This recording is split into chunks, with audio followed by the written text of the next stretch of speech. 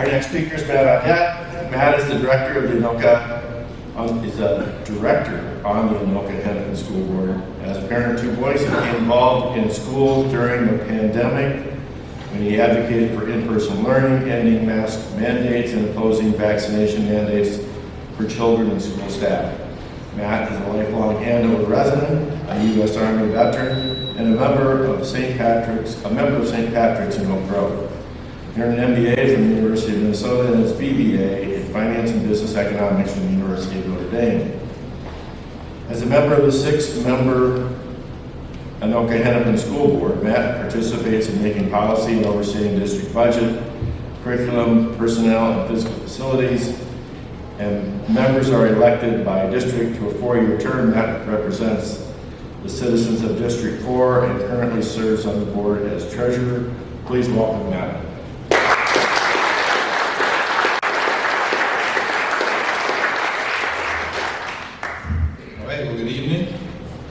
You had my favorite picture up there. Sorry, I didn't have time to shave this morning, so good. I'm glad. So I like to tell dad jokes, and you like to laugh at them. So this is going to go fun.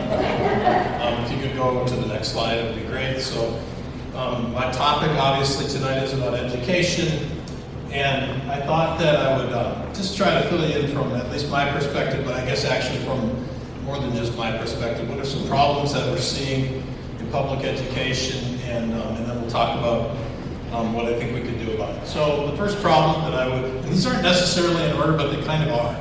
So behavioral problems with kids in schools right now is a problem, and there's a lot of theory on what's driving it.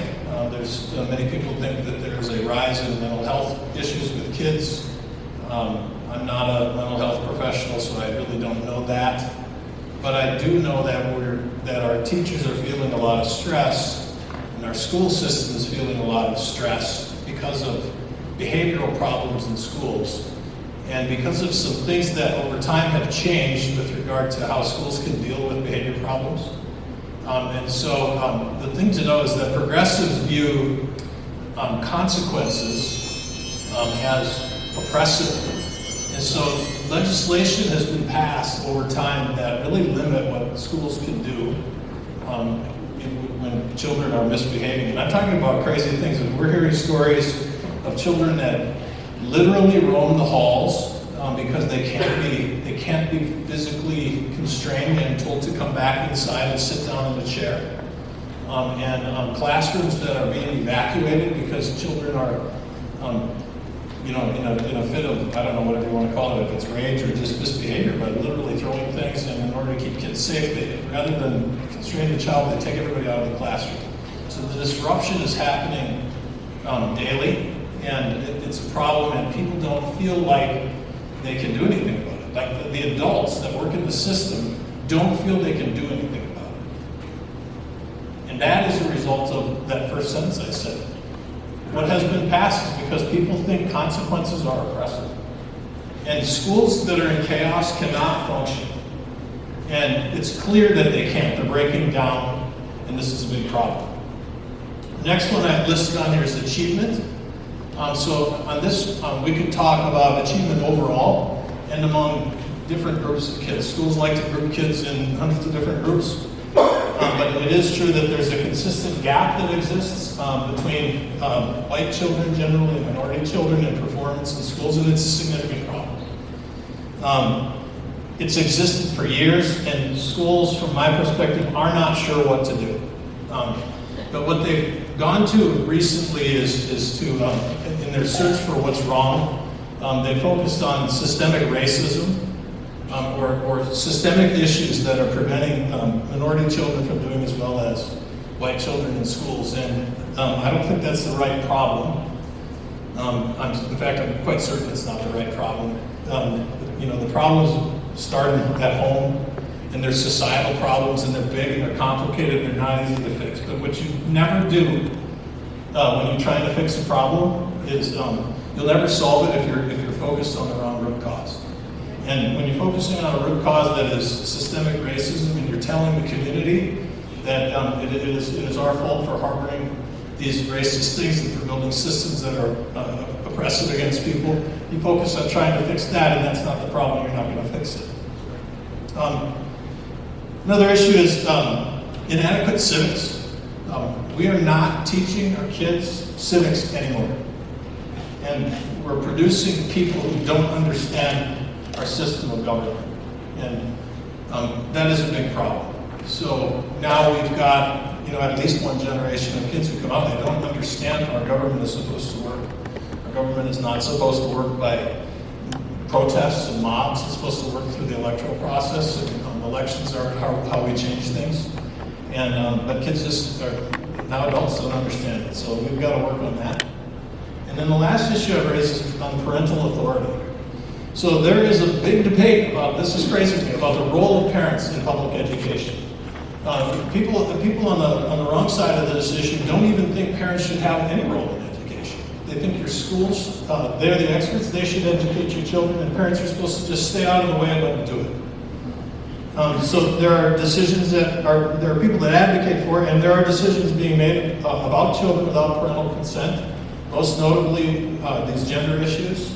We're seeing lots of parents come in and say that somehow or another the school has decided that they can ask my children questions about their gender identity and other things without my consent. And I think that's absolutely wrong. I think there's literally no component of a child's life that's not the purview of the parents. And then we've got school staff that are engaged in activism and with activist views on morality, on politics and government, on economic systems, etc. So they're kind of enjoy some free reign on what they want to do with their kids. And then the last thing I noted is the role of the father. I'm going to talk about this a little bit more, but and I want to speak to fathers in particular, I guess, because I am one. But I will admit we have a definite role, and I think we need fathers in particular to stand up. So I'll talk about that in a second. We want to go to the next one. Solutions. The first is restoring discipline in our schools. I think we need legislative action here. We need to remove or stop what isn't working.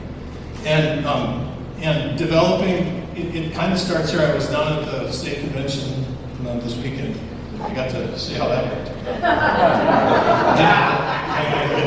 But look, we've got to develop a legislative agenda for conservatives related to school discipline. There are laws that need to get changed, and if they don't get changed, we're not going to be able to make progress. And the other one is what I call a philosophical parental line shift away from this "my kid is always right and can't do anything wrong" mentality. When I was a kid, I will tell you, and I was never abused by my father, but it was pretty clear that the school called home. Whatever was going on in school, whatever trouble I got in there was the least of my concerns. And as a consequence, the school did not call my house. I understood that I needed to behave in school. But today, a lot of parents, they fight back if their kids get called by school for doing something wrong. They fight with the schools, and then it just causes the system to feel like they can't discipline kids. So we need to rethink how we're doing that. Your kids are kids. Sometimes they do the wrong thing. It's okay to accept that and allow them to have some consequences. So I think we really need to rethink that.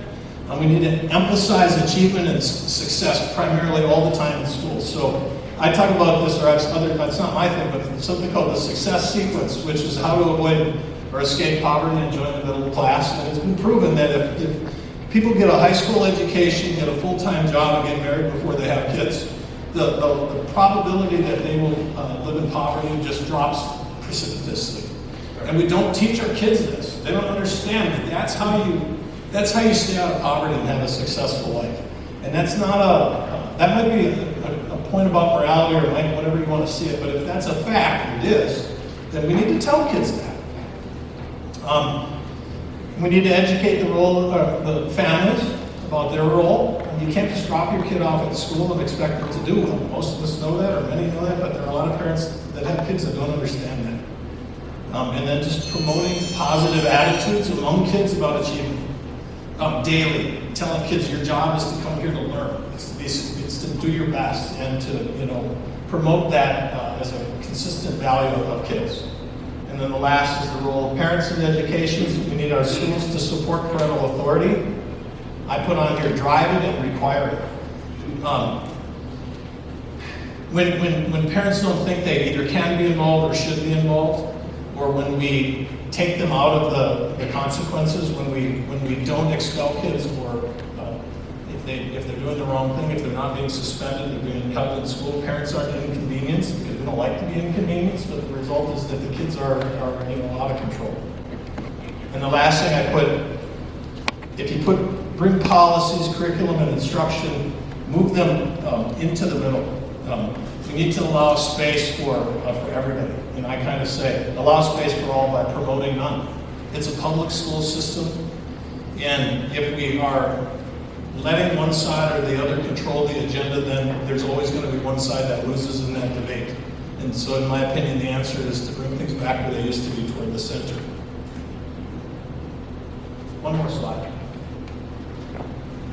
What can we do? Fathers, you have to get off the bench. I'm telling you that now. Getting canceled is largely a myth. I spent the last month and a half going through hell myself because I got off the bench. I've been on the 10 o'clock news. I've been on the front page of the Star Tribune. I've been called a lot of names. But family over stuff needs to be your mentality. Your job is not more important than your family.